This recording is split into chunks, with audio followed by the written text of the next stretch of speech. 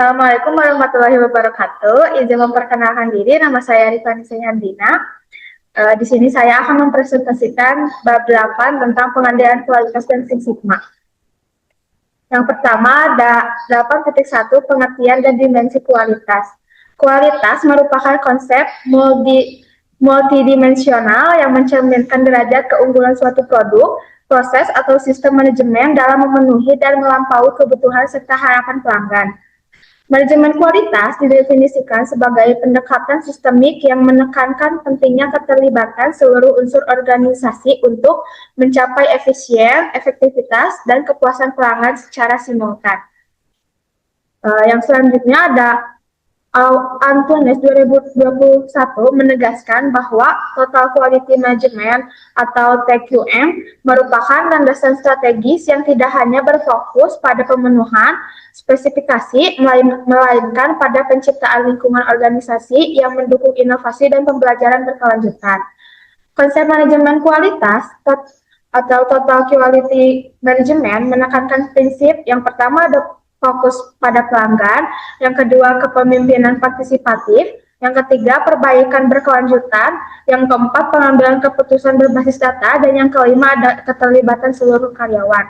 Tujuannya adalah menciptakan budaya organisasi yang berorientasi pada mutu secara menyeluruh. Lalu yang selanjutnya, menurut Garvin 1987, terdapat 8 dimensi kualitas. Yang pertama, performance atau kinerja, yang kedua fitur, yang ketiga reliability yaitu keandalan, dan keempat conformance atau kesesuaian, yang kelima durability daya tahan, yang keenam serviceability yaitu kemudahan perbaikan, yang ketujuh estetik atau estetika, dan kedelapan perceived quality atau kesan kualitas. Dalam konteks modern, kualitas juga mencakup aspek motivasi, komitmen, dan nilai organisasi. Bayo Marion et al. 2022. Dan yang selanjutnya ada kualitas sebagai sistem nilai. Kualitas tidak hanya hasil akhir, tetapi sistem nilai yang mencakup aspek struktural, kultural, dan etis. Yang pertama ada setiap individu dalam organisasi berperan dan menjaga dan meningkatkan mutu. Yang kedua, budaya kualitas dibangun melalui komunikasi terbuka, pelatihan, dan penghargaan terhadap inovasi. Dan yang terakhir ada kualitas adalah tanggung jawab bersama, bukan hanya bagian pengendalian mutu. Baik, saya Azahra. Di sini saya akan menjelaskan tentang alat statistik pengendalian kualitas atau SPC Tools. SPC atau Statistical Process Control adalah metode berbasis data untuk memantau dan mengendalikan proses produksi. Dikembangkan oleh Walter A. Shewhart pada tahun 1920-an melalui konsep peta kendali atau control chart. Tujuannya menjaga proses tetap stabil dan sesuai dengan standar kualitas yang ditetapkan. SPC digunakan untuk mengidentifikasi variasi proses yang dapat mempengaruhi kualitas produk. SPC membedakan dua jenis variasi utama. Yang pertama, common cause variation, variasi alami yang tidak dapat dihindari. Yang kedua, special cause variation, variasi akibat penyebab tertentu yang harus diidentifikasi dan diperbaiki. Fokus SPC adalah meminimalkan variasi dengan cara mengendalikan penyebab khusus. Lalu, alat statistik pengendalian kualitas atau SPC Tools. Ada 7 alat dasar yang digunakan dalam SPC. Yang pertama, check sheet untuk mengumpulkan data, histogram untuk melihat distribusi data, Pareto chart untuk menentukan prioritas masalah, cause and effect diagram untuk menganalisis akar penyebab, control chart untuk memantau kestabilan proses, scatter diagram untuk melihat hubungan antara variabel, dan yang terakhir flow chart untuk memetakan aliran proses. Selanjutnya ada integrasi SPC dengan teknologi digital. Dalam era digital, SPC terintegrasi dengan load, big data, dan sistem otomatis. Sensor dan data real-time digunakan untuk mendeteksi variasi proses secara langsung. Integrasi ini memungkinkan peringatan dini dan perbaikan cepat. Terakhir, SPC sebagai budaya organisasi. SPC bukan hanya alat statistik, tetapi juga filosofi manajemen berbasis data.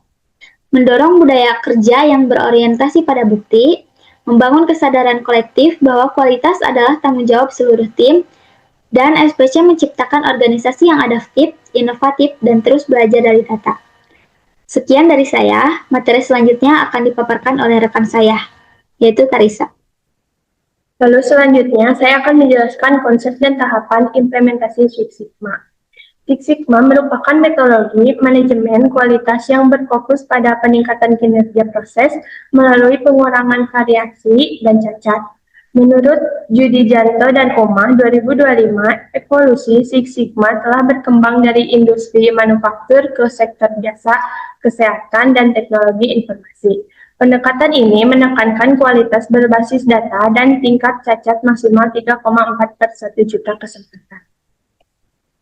Prinsip dan jalur utama Six Sigma. Six Sigma memiliki dua jalur utama. Yang pertama ada DMIEC untuk proses yang sudah ada. Yang kedua ada DMADV untuk proses baru. DMIEC terdiri dari 5 tahapan utama. Ada define, measure, analysis, improve, dan control. Tahapan DMIC yang ke-1 ada define, identifikasi masalah, kebutuhan pelanggan, dan tujuan proyek. Yang kedua ada measure, kumpulan data untuk memahami kinerja proses. Yang ketiga ada analisis, identifikasi akar penyebab masalah. Yang keempat ada improve, kembangkan solusi untuk mengatasi masalah. Yang kelima ada kontrol, pastikan perbaikan berjalan berkelanjutan. Lalu saya akan menjelaskan budaya mutu dan continuous improvement. Budaya mutu merupakan fondasi strategis organisasi yang berorientasi pada keunggulan operasional menurut Endalamau et al. 2024, budaya mutu menekankan pemikiran proaktif untuk peningkatan kualitas secara berkesinambungan. Setiap individu memiliki tanggung jawab terhadap kualitas output organisasi. Continuous improvement atau perbaikan berkelanjutan adalah pilar utama dalam TPM dan manajemen mutu modern. Raja 2024 menekankan bahwa IC harus bersifat iteratif melalui identifikasi solusi, penerapan, dan evaluasi hasil. Integrasi TI dengan TQM meningkatkan efisiensi, penurunan biaya, dan peningkatan kepuasan pelanggan. Integrasi budaya mutu dan continuous improvement. Budaya mutu dan CI didukung oleh ISO 9001-2015 yang menuntut perbaikan berkelanjutan organisasi, perlu kebijakan mutu yang jelas, pengukuran proses, serta tindakan korektif dan preventif. Integrasi keduanya mendorong organisasi menjadi adaptif, responsif, dan unggul secara berkelanjutan. ご覧いただきありがとうございます。